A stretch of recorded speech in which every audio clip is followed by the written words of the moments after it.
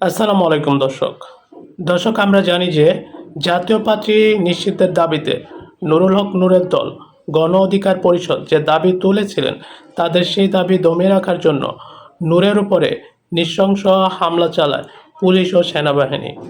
সেই হামলার পর থেকে জাতীয় পার্টি সহ ১৪ দল নিষিদ্ধের দাবি তোলা হয়।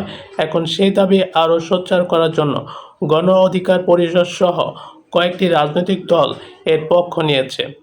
এবার জাতীয় পার্টি ও ১৪ দলের দাবির নিষিদ্ধের রাজনীতি নিষিদ্ধের দাবি তোলেন মামুনুল হক। জাতীয় পার্টি ও আওয়ামী লীগের জোটসহ সঙ্গী ১৪ দলের জোটের রাজনীতি নিষিদ্ধের দাবি তুলেছেন বাংলাদেশ খেলাফত মজলিসের আমির মাওলানা মামুনুল হক। তিনি বলেন, জাতীয় পার্টি ও ১৪ দল হলো এদেশে ভারতীয় আধিপত্যবাদের এজেন্ট এবং আওয়ামী লীগের দোসর। রোববার ১৪ সেপ্টেম্বর পুরানা পল্টনে দলের কেন্দ্রীয় কার্যালয়ে অনুষ্ঠিত সংবাদ সম্মেলনে মামুনুল হক এইসব কথা বলেন। জুলাই সনদের কার্যকর বাস্তবায়ন সহ ৫ দফা দাবিতে এই সংবাদ সম্মেলন করেন তিনি। মামুনুল হক দাবি করেন, এখন আবারও এদেশে জাতীয় পার্টি ও ১৪ দলের ঘাড়ে ভর করে পলাতক আওয়ামী লীগকে পুনর্বাসন করতে দেশি বিদেশি চক্রান্ত শুরু হয়েছে। দেশের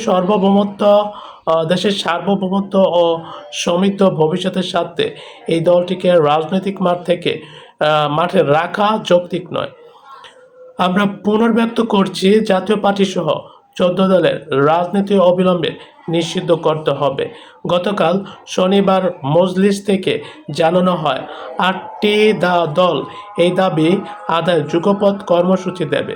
পরে বিকেলে এবি পার্টি ও এনসিপি এই প্রতিক্রিয়ায় নেই বলে বিবৃতি দেয়। তিনি বলেন, জুলাই ঘোষণাপত্রের মতোই জুলাই সনদকে কাগজে অকার্যকর লেখায় পরিণত করা যাবে না। যে কোনো মূল্যে জুলাই সনদকে কার্যকর করতে হবে। এটি আগামী সংসদের হাতে ছেড়ে দেওয়া যাবে না। অতীত অভিজ্ঞতা বলে, ক্ষমতায় গিয়ে সবাই ক্ষমতার বাইরে থাকা অবস্থার প্রতিশ্রুতি ভুলে যায়। ৭২-এর বিশেষ ক্ষমতা আইন তার জ্বলন্ত উদাহরণ। সুতরাং জুলাই সনদ অবিলম্বে বাস্তবায়নের জন্য অধ্যাদেশ, রাষ্ট্রপতি সাংবিধানিক ঘোষণা কিংবা অন্য যে কোনো কার্যকর প্রক্রিয়া গ্রহণ করতে হবে। মামুনুল হক জুলাই সনদের ভিত্তিতে আগামী ফেব্রুয়ারিতে অনুষ্ঠানের জাতীয় সংসদ নির্বাচনের দাবি করেন। তিনি বলেন, এককক্ষ সংসদ ব্যবস্থা ক্ষমতার একচেটিয়া আধিপত্য সৃষ্টি করে। এই জন্য সংসদে উচ্চ কক্ষ দরকার। জাতীয় ঐকমত্য কমিশন এ ব্যাপারে সব দলের একমত পোষণ করেছেন। পিআর বা সংখ্যানুপাতিক ছাড়া উচ্চকক্ষ গঠিত হলে তা কেবল বেকার পুনর্বাসনের উচ্চকক্ষ হবে বলে উল্লেখ করেন মামুনুল হক। দাবি আদায়ে মামুনুল হক কয়েকটি কর্মসূচি দেন। মামুনুল হক বলেন, এগুলো হচ্ছে ১৮ সেপ্টেম্বর ঢাকায় বিক্ষোভ মিছিল, ১৯ সেপ্টেম্বর সব বিভাগের শহরে বিক্ষোভ মিছিল, ২৬ সেপ্টেম্বর দেশব্যাপী সব জেলা উপজেলায় বিক্ষোভ মিছিল।